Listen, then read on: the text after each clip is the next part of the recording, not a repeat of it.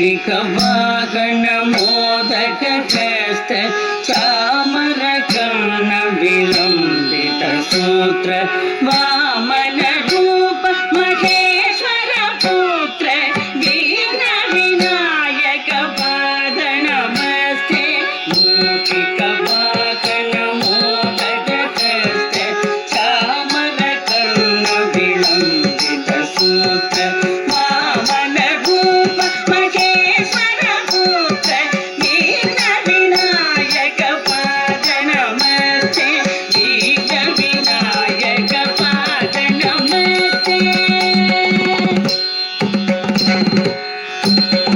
Saraswati